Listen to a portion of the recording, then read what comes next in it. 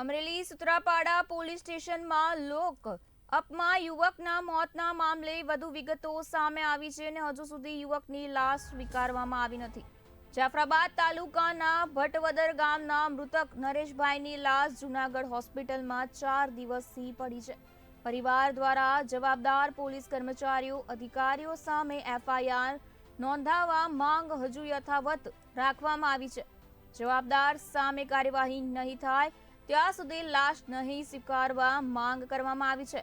મૃતકના ભાઈએ જો ગુનો નોંધી કાર્યવાહી કરવામાં નહીં આવે તો પરિવાર સાથે ગીર સોમનાથ એસપી કચેરીમાં આત્મવિલોપન કરવાની ચીમકી ઉચ્ચારી છે।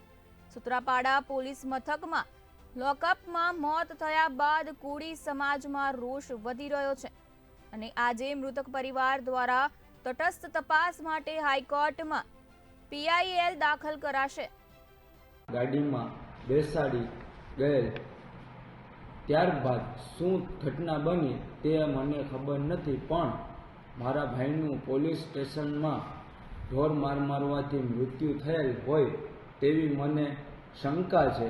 મારા ભાઈનું મૃત્યુ થયા બાદ અમો ડેડ બોડી સંભાળવાની ઇનકાર કરેલ અને અમો એફઆઈઆર કરવા માટે સમાજના આગેવાનો સાથે નાગેશ્રી પોલીસ સ્ટેશનમાં ગયેલ, પરંતુ નાગેશ્રી પોલીસ દ્વારા એફઆઈઆર નોંધવાનો ઇનકાર કરેલ, જેથી અમારા ધારાસભ્ય શ્રી હીરાભાઈ સોલંકીએ આ બાબતે જાણ કરતા આ નાગેશ્રી પોલીસ સ્ટેશનને પર આવેલ અને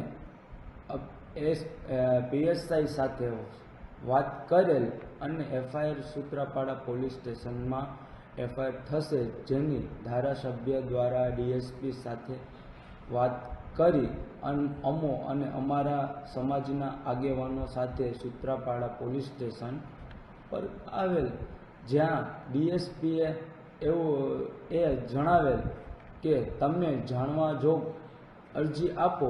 એફઆઈઆર કરવાની સ્પષ્ટ શબ્દોમાં ના પાડી દીધી, ઇનકાર કરી દીધો।